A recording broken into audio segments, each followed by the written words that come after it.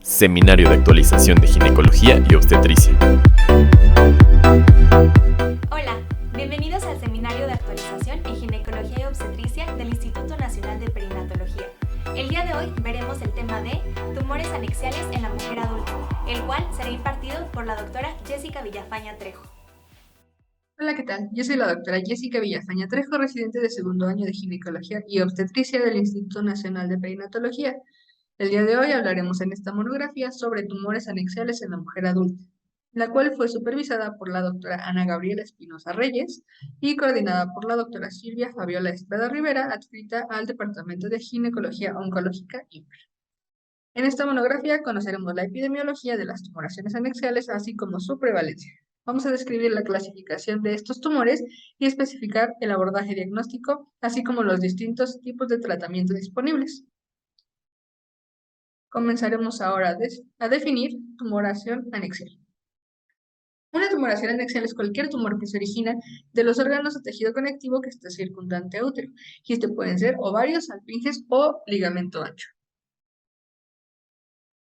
Hasta el 35% de estas se presentan en la premenopausia y únicamente alrededor del 17% en la postmenopausia. A nivel global, el 80% de estas tumoraciones tienen un comportamiento benigno.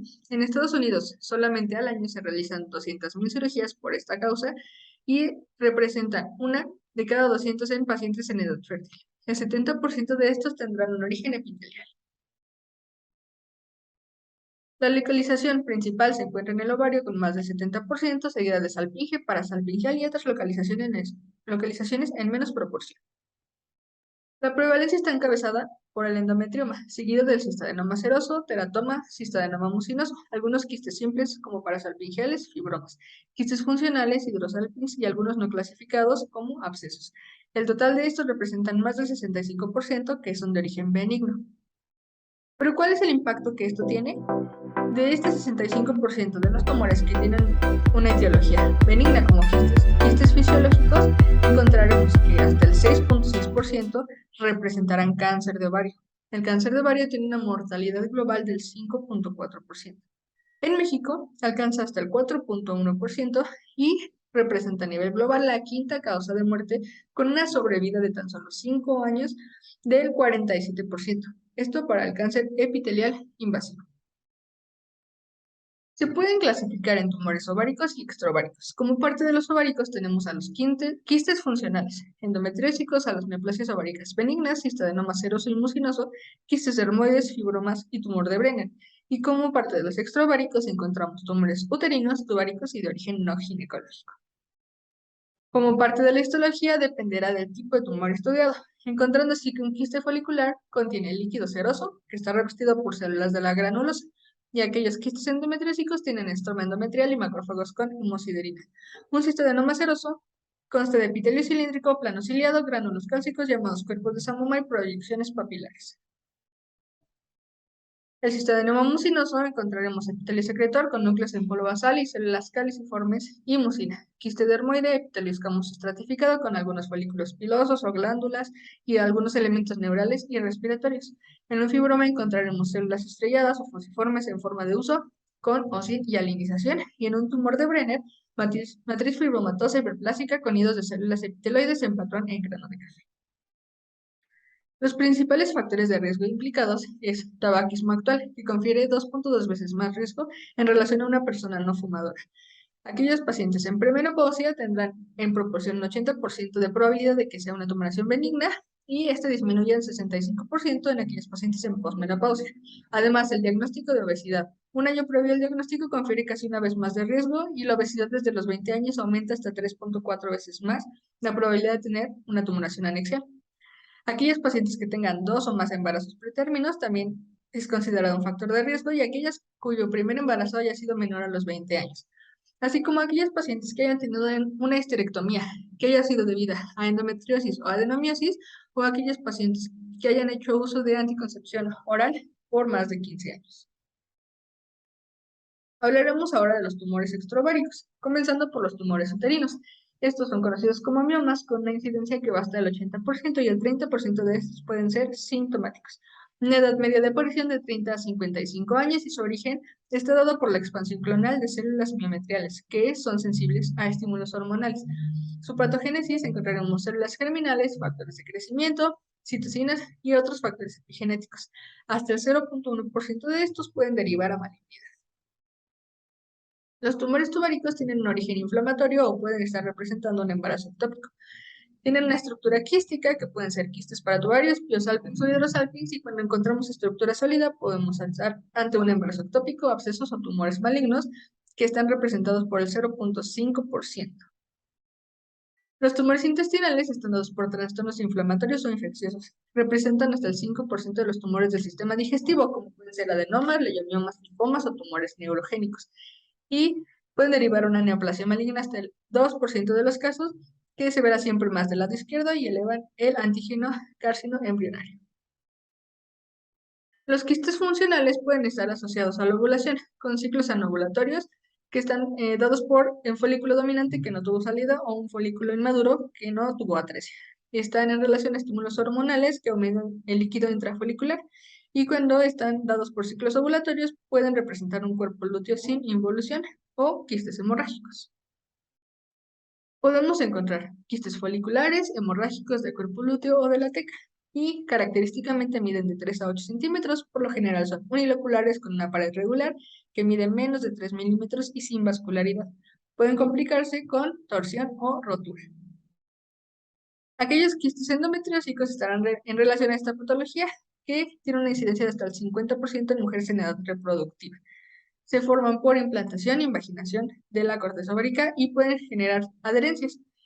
En su contenido encontraremos metaloproteinasas, peroxidasa lipídica, hierro libre, y estos generan especies reactivas de oxígeno. La persistencia de estos genera metaplasia y fibrosis de la corteza. El 50% de estos son bilaterales y generalmente tienen un tamaño menor a 12 centímetros. Por el ultrasonido encontraremos un tumor unilocular con ecogenicidad en vidrio esmerilado, y se dice que desde la aparición de los síntomas hasta el diagnóstico puede pasar tanto tiempo como hasta 11 años. Esta fibrosis y la generación de especies reactivas de oxígeno de manera constante disminuyen la reserva ovárica, siendo así que la densidad folicular tras 20 años de esta patología está disminuida hasta en un 35.4%, pero tras 35 años aumenta hasta en un 62.7%. Podemos encontrar aquí elevaciones fluctuantes del CA125 que se dan durante el ciclo menstrual, hasta más de 30 unidades por mililitro. El cistadenoma seroso representa el 16% de las neoplasias epiteliales o 2/3 de los tumores epiteliales benignos. Su etiología está dada por expansión hiperplásica de inclusiones epiteliales. Se presenta en una edad media de 40 a 60 años y hasta el 20% de ellos pueden ser bilaterales. Macroscópicamente es un tumor de tamaño variable de 1 a 30 centímetros con una media de 10 centímetros. Tiene una superficie externa lisa y pared delgada y contenido claro y acuoso. Pueden ser uni o multiloculares. Microscópicamente encontraremos quistes con papilas y epitelio columnar o cuboidal que puede o no estar estratificado. Y en la inmunohistoquímica es positivo en más del 90% de las ocasiones a P63. El cistadenoma mucinoso es una metaplasia simple de epitelio germinal que representa el 15% de los tumores ováricos primarios. El 80% de estos tienen una etiología benigna y se presentan entre los 20 y 50 años de edad, y hasta el 95% de estos son unilaterales. Macroscópicamente es un tumor de tamaño variable, con una media de 10 centímetros, con una superficie externa lisa, pared delgada, uni o multiloculares. Y microscópicamente lo que los diferencia son quistes, glándulas y epitelio simple, no estratificado, así como células caliciformes. El teratoma quístico benigno representa la neoplasia ovárica más común, con el 20%. Se da por el desarrollo espontáneo de un ovocito no fertilizado. En el 95% de los casos son unilaterales y se presentan con una edad media de 20 a 45 años. Contienen cartílago, hueso, material sebáceo y pelo. Hasta el 1% de estos pueden derivar a malignidad. Macroscópicamente es un tumor de tamaño variable de hasta 40 centímetros y el 72% de las ocasiones se localiza en el ovario derecho. Microscópicamente estará conformado por elementos provenientes de ectodermo, mesodermo y endodermo. Y la principal complicación que podemos encontrar aquí es una encefalitis por anticuerpos antirreceptor NDMA. Como parte de la evidencia, les presento este artículo que tuvo como objetivo estudiar las características clínicas de la encefalitis por antirreceptor NMDA con teratoma ovárico. Un estudio prospectivo que se llevó a cabo del 2011 al 2016 en pacientes con encefalitis por anticuerpos con un teratoma ovárico. Se valoran las características clínicas, el tratamiento y el pronóstico en un total de 108 mujeres, de las cuales 26% tenían un teratoma confirmado. En esta tabla podemos ver que la incidencia de las complicaciones, como fiebre, alteraciones de la conciencia, arritmia, hipoventilación central, necesidad de ventilación mecánica e ingreso a la unidad de cuidados intensivos fue significativamente mayor en aquellas pacientes con un teratoma ovárico con respecto a aquellas pacientes sin el diagnóstico de un teratoma ovárico. De las 29 pacientes, a 22 de ellas se les ofreció cirugía laparoscópica durante el inicio agudo de los síntomas neurológicos. De estos 22, 21 pacientes tuvieron una disminución de los síntomas severos en el postquirúrgico y únicamente una de estos 22 pacientes fue finada por complicaciones de la ventilación mecánica invasiva. Como conclusión, las pacientes que presentan encefalitis por anticuerpos antirreceptor NMDA asociados a un teratoma ovárico tienden a presentar condiciones neurológicas más severas. Y el tratamiento quirúrgico temprano es seguro y efectivo porque se asocia a una recuperación completa. Los fibromas son tumores de células estromales. Representan el 4% del tumor sólido de tejido conjuntivo. Su etiología está dada por alteraciones cromosómicas. Hasta el 88% se deben a trisomía 12. Se presentan en la edad media, mayor a los 40 años y posmenopausia. Pueden ser múltiples hasta en el 10% de las ocasiones y hasta en el 8% bilaterales. Macroscópicamente encontramos un tumor de superficie firme, blanco grisáceo con zonas de degeneración quística y alinización. Microscópicamente, un tumor de células conectivas fusiformes y células de látex. Se asocia al síndrome de Meigs.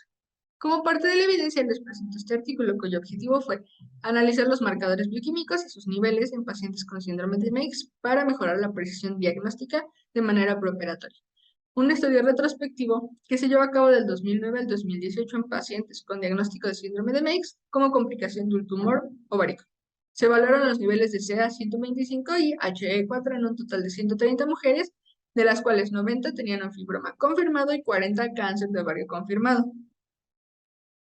Aquí podemos ver que los niveles de CA125 y de HE4 fueron significativamente mayores en el grupo de aquellas pacientes con síndrome de Meigs comparados con el grupo control, únicamente las pacientes con fibroma. Asimismo, vemos que estos niveles séricos tenían una correlación positiva con la cantidad de ascitis encontrada.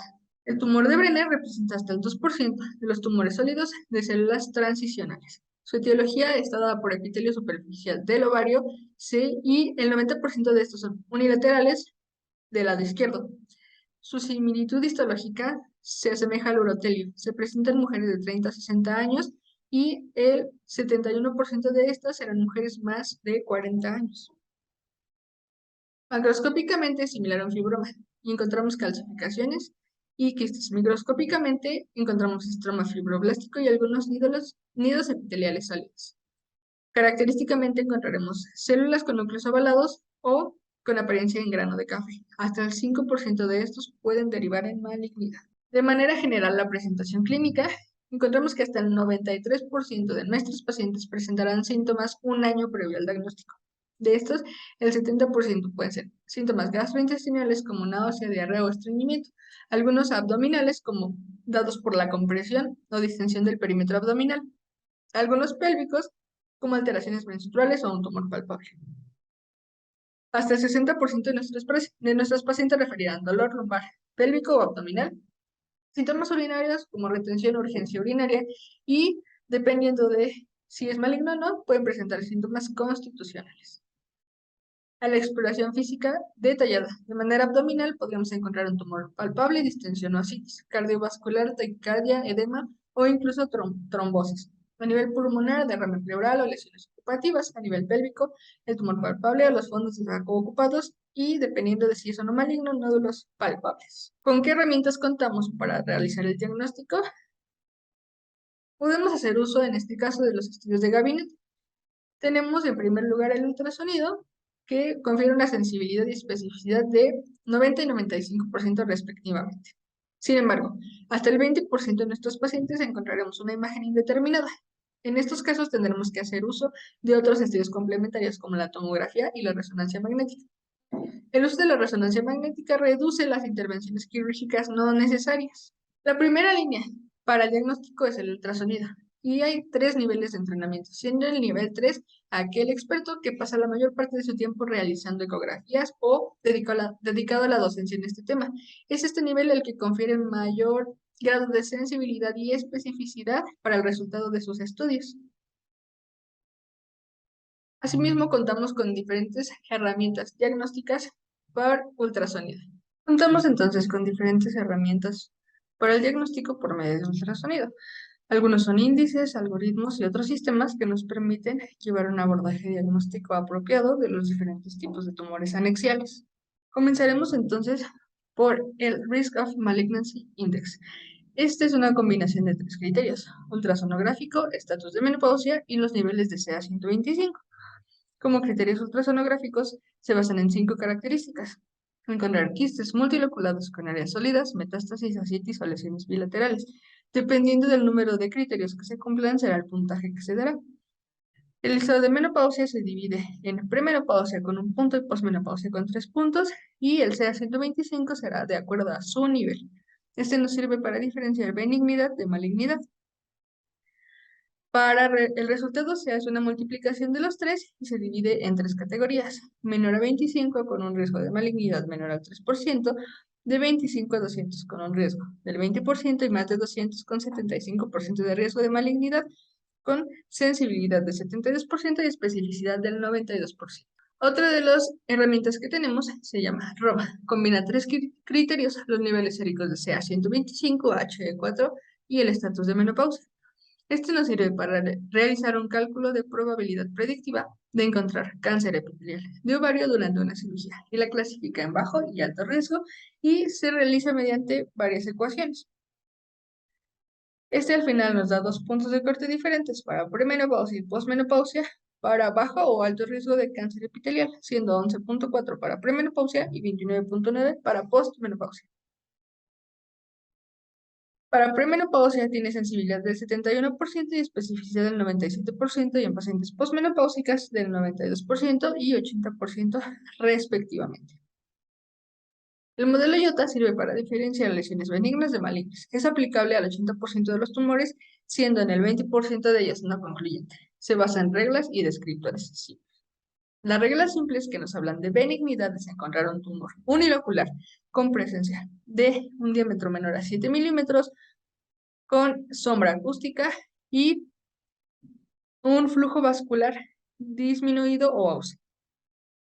Aquellas reglas simples que nos hablan de malignidad es encontrar un tumor sólido y regular, que tenga presencia de ascitis, al menos 4 estructuras papilares con un diámetro mayor a 100 milímetros y que tenga alta vascularidad al modo Doppler. Los descriptores simples que hablan de malignidad es encontrar un tumor con ascitis y flujo sanguíneo moderado o altamente vascularizado en aquellas mujeres postmenopáusicas, combinado con edad mayor a 50 años o un CA-125 mayor a 100. Los descriptores simples que hablan de benignidad es un tumor unilocular con características similares a un endometrioma, o aquel tumor unilocular que presenta sombras acústicas sugestivo de un teratoma quístico benigno, que miden menos de 10 centímetros y que tienen paredes regulares. Con todo esto se puede hacer un cálculo de riesgo, siendo así que aquella paciente que en el mejor de los casos no tiene ninguna característica de malignidad y al menos 2 criterios de benignidad, tiene un riesgo individual de malignidad que va de menos del 0.1 al 0.29%, clasificado como muy bajo riesgo. Por el extremo contrario, aquella paciente que tiene más características de malignidad que de benignidad tendrá un riesgo individual de malignidad del 42 hasta el 99.9%, lo que la clasifica como un riesgo muy elevado. Otra de las herramientas con las que contamos es el GIRATS. El GIRATS nos habla de diferentes tipos de hallazgos. GIRATS 1 habla de hallazgos definitivamente benignos.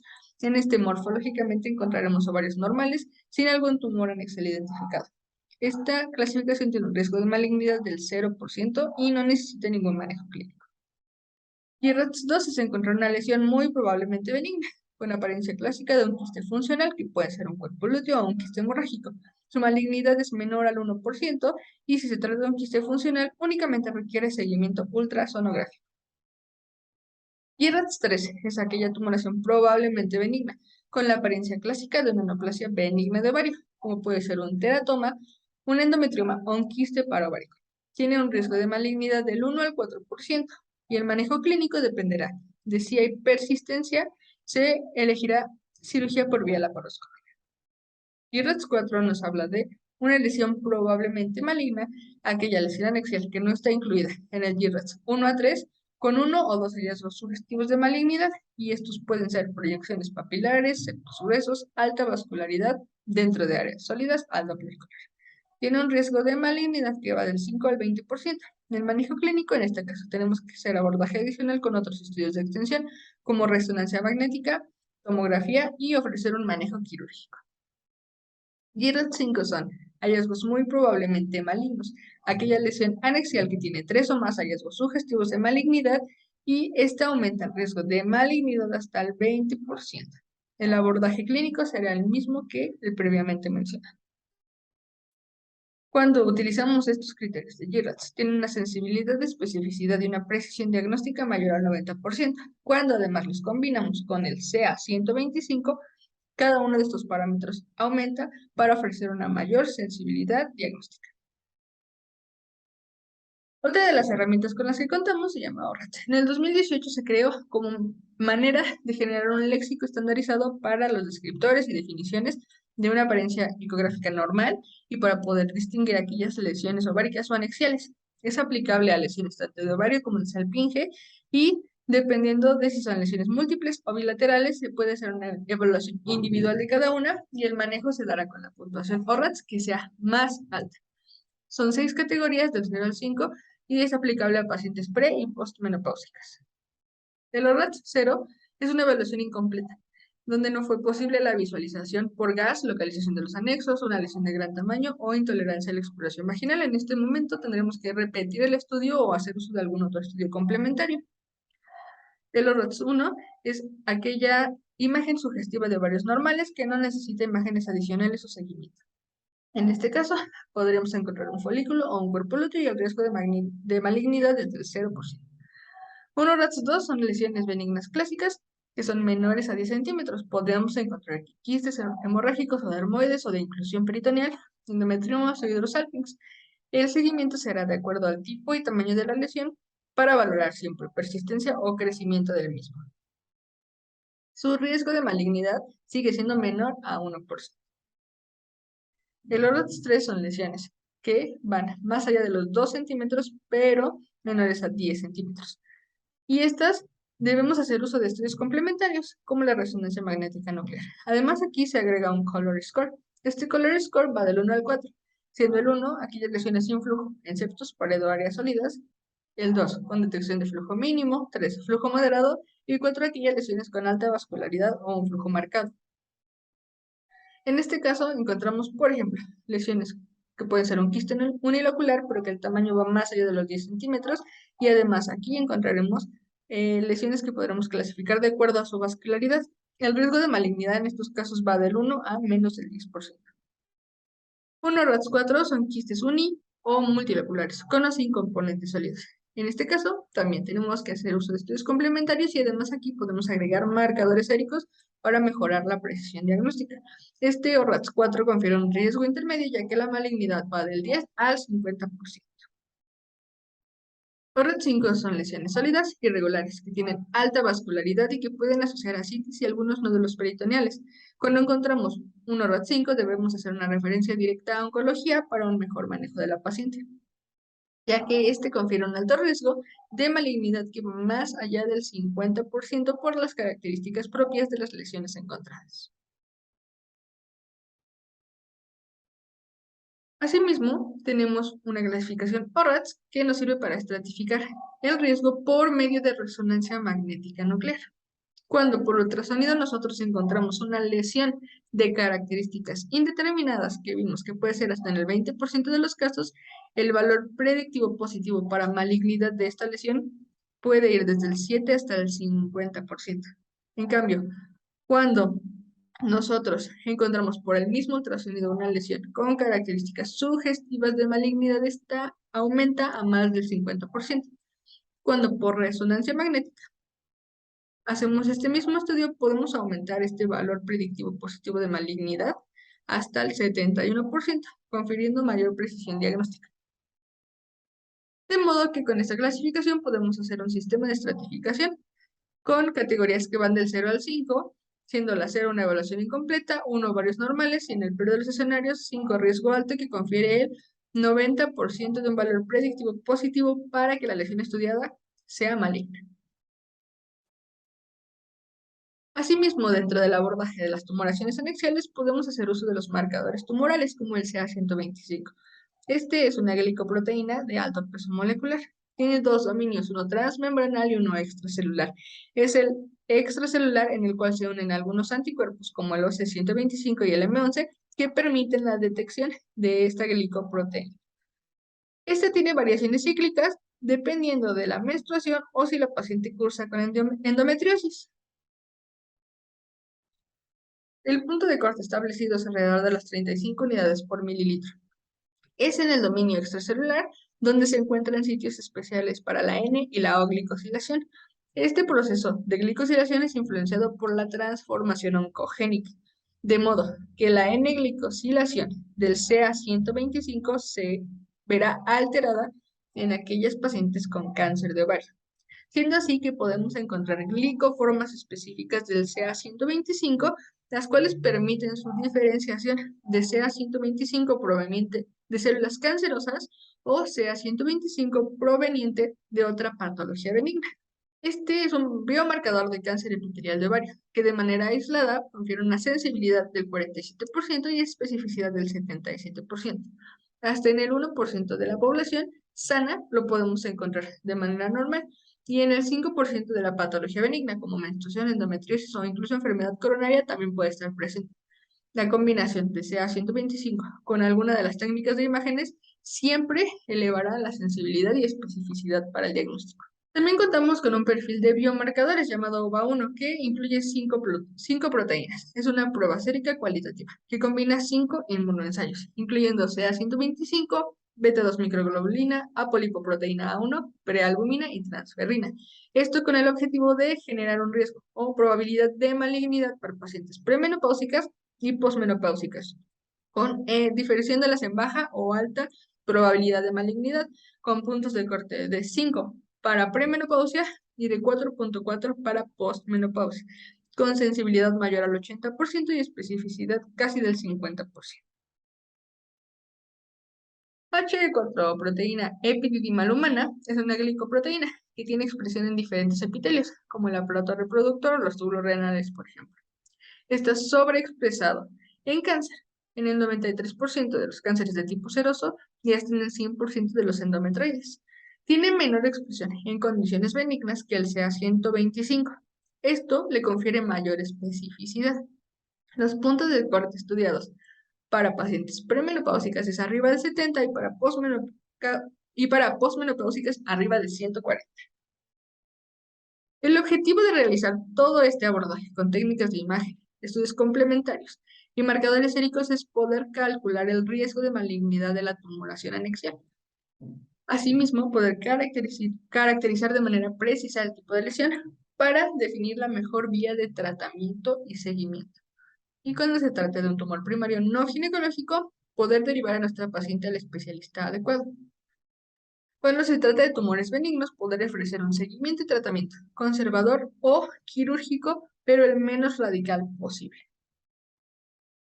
Como parte del tratamiento tenemos el manejo conservador. En pacientes premenopáusicas con un quiste tendremos que evaluar 3 cosas.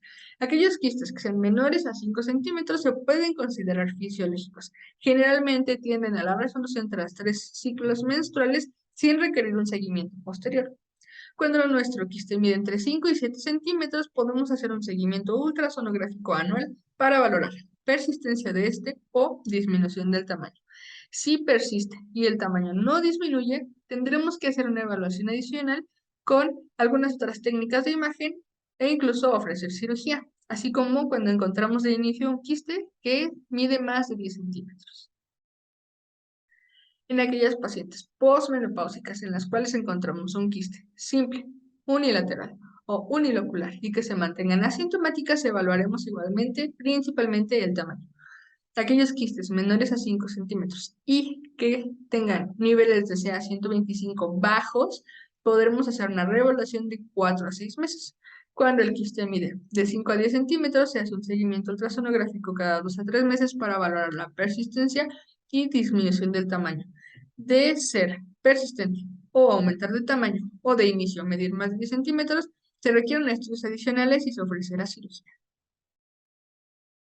Las indicaciones quirúrgicas para los tumores anexiales son aquella estructura que mida más de 5 centímetros y ha sido vigilada por 6 a 8 semanas sin observar regresión, cualquier lesión que tenga componentes, cualquier lesión ovárica sólida, cualquier lesión ovárica con proyecciones papilares en su pared, o cualquier lesión de inicio con un diámetro mayor a 10 centímetros, asimismo que sea asociado a citis o que sea un tumor anexial palpable en aquellas pacientes premenárquicas o posmenopáusicas y que tenga sospecha de alguna complicación aguda como torsión o rotura. La vía de abordaje de elección al momento es la cirugía de mínima invasión. La laparoscopía confiere beneficios como disminución en la incidencia de fiebre, infección de vías urinarias, complicaciones posoperatorias, dolor posoperatorio, disminución en el tiempo de hospitalización y de los costos. Durante esta vía de abordaje se deberá tener cuidado para evitar derramar el contenido a la cavidad abdominal, ya que esto puede alterar la estadificación y tener implicaciones en el tratamiento futuro. Como parte de la evidencia les presento este artículo que tuvo como objetivo evaluar la eficacia del Surgicel para la prevención de recurrencia de endometriomas después de su manejo conservador vía laparoscópica, ya fuera con cistectomía o drenaje. Un ensayo controlado aleatorizado en pacientes candidatos a tratamiento conservador laparoscópico de endometriomas ováricos, en un total de 200 mujeres que fueron divididas en 4 grupos. Aquellas pacientes a las que se realizó drenaje laparoscópico, cistectomía laparoscópica, drenaje más Surgicel y cistectomía más Surgicel. Podemos ver aquí que aquellos grupos que fueron tratados con Surgicel tuvieron un riesgo de recurrencia que fue significativamente menor a comparación en aquellos grupos no tratados con Surgicel. Asimismo, podemos ver en esta tabla que el grupo de drenaje más uso de Surgicel tuvo la caída más baja de hormona antimülleriana en comparación con el resto de los grupos. Por lo que en conclusión, el Surgicel reduce el riesgo de recurrencia de los endometriomas. Además, su uso durante el drenaje laparoscópico de estas lesiones es una alternativa eficaz a la cistectomía y tiene mínima afectación de la reserva ovárica. Además, la cirugía de mínima invasión, en este caso cistectomía ovárica laparoscópica, es el gold estándar para tratar las patologías benignas. Esta cirugía de mínima invasión puede causar afección de la fertilidad y la reserva ovárica, generando así una insuficiencia ovárica prematura. En el primer mes del posoperatorio, la evidencia muestra que la hormona antimülleriana tiene un descenso de alrededor de 1,88 nanogramos por mililitro y el tiempo de recuperación se estima tras 6 meses. Como parte de la evidencia, les presento este artículo. Tuvo como objetivo evaluar la eficacia y seguridad de una nueva técnica para tratar los grandes quistes ováricos benignos, que combinaba manejo laparoscópico y mini laparotomía sin afectación de la reserva ovárica. Fue un estudio de corte prospectivo en pacientes con quistes ováricos benignos, mayores a 10 centímetros, que eran candidatos a cistectomía ovárica y con una buena reserva ovárica. Un total de 112 mujeres, en las cuales la técnica usada era, primero, laparoscopía más aspiración guiada del quiste, segundo, exteriorización del ovario por mini-LAPE y tercero, cistectomía por técnica microquirúrgica. Se evaluaba como resultado primario recurrencia ipsilateral del quiste y resultado secundario reserva ovárica. Como parte de los resultados podemos ver aquí que la recurrencia de la lesión en el ovario ipsilateral a los 12 meses fue tan baja como 4,5, a los 16 meses 14,3 y a los 20 meses 17,8%. Asimismo, con respecto a la reserva ovárica, vemos que la hormona antimülleriana tuvo una disminución media de 2,82 a 2,5 en los primeros 6 meses posteriores a la cirugía. Sin embargo, el recuento de folículos centrales tuvo un aumento de 3.5 a 4.9 en los primeros 6 meses posteriores a la cirugía. Por lo que, en conclusión, la mini laparotomía, que es guiada por la laparoscopia para el manejo de los grandes quistes ováricos benignos, tiene mínima tasa de recurrencia y además mínima afectación de la reserva ovárica. En este video es un procedimiento realizado aquí en el instituto. Podemos ver cómo es el tratamiento quirúrgico de una tumoración anexial que previamente se le hizo un abordaje por las otras métodos que les expliqué para poder dar un riesgo estimado de malignidad, encontrando aquí que se trataba de un teratoma. Se realiza un abordaje por cirugía de mínima invasión para poderle ofrecer a la paciente el retiro de esta lesión y el seguimiento. Abordaremos una situación especial que se trata del embarazo. Las tumoraciones en el embarazo tienen una incidencia de alrededor del 5% y estas tienden a la resolución espontánea. La mayoría de estas son benignas. Los principales diagnósticos durante el embarazo de estas tumoraciones se tratan de cistanomas serosos en el 40% de los casos, teratoma maduro en el 28% de ellos y un cistanoma mucinoso en el 6%. La primera línea de diagnóstico siempre será el ultrasonido, y podemos hacer de manera complementaria una resonancia magnética, que nos brinda sensibilidad del 97 hasta el 100%. Los marcadores tumorales en el embarazo están limitados, ya que estos valores se ven alterados por el propio curso del embarazo. La decisión del tratamiento quirúrgico deberá estar basado en los síntomas, la exploración física y las técnicas de imagen con las cuales abordemos a nuestra paciente. De decidir el tratamiento quirúrgico, la edad recomendada para hacerlo va de las 16 a las 23 semanas de gestación y el abordaje preferido es la laparotomía. Las principales complicaciones que se pueden presentar son torsión, con una incidencia del 2.7%. La mayoría de estas se presentan en los anexos, con un 67% y únicamente el 33% en los ovarios. Ruptura de los quistes, que son eventos fisiológicos dentro del ciclo ovárico, y hemorragia, la cual generará dolor por el estiramiento de la cápsula ovárica e irritación peritoneal. La torsión es la rotación parcial o completa del pedículo vascular ovárico.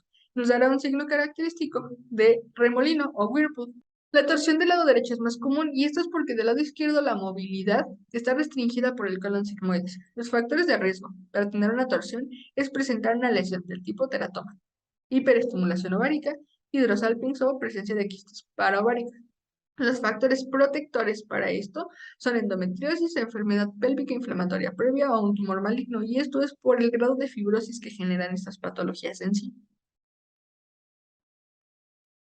Se puede dar un manejo quirúrgico conservador, que es la de torsión laparoscópica. Con esto se logra una preservación de la función ovárica arriba del 90%, y las complicaciones son mínimas, como tromboembolismo, y menos del 1% de estas lesiones serán malignas. Como parte de las conclusiones, debemos recordar que hasta el 80% de las tumoraciones anexiales son de origen benigno. Hasta el 6.6% de estas tumoraciones anexiales van a corresponder a un cáncer de ovario, cuya mortalidad puede llegar hasta el 5.4%. Por eso es importante un abordaje completo de estas. Existen muchos auxiliares diagnósticos con el objetivo siempre de estimar el riesgo de malignidad que tiene esta tumoración anexial y así poder decidir el abordaje. El objetivo de esta evaluación y de calcular el riesgo es determinar el tratamiento requerido para la paciente. Y este manejo va a estar en relación al estatus de menopausia y las características de la lesión, siendo dividido en conservador y quirúrgico, siempre ofreciéndole la mejor alternativa a nuestra paciente.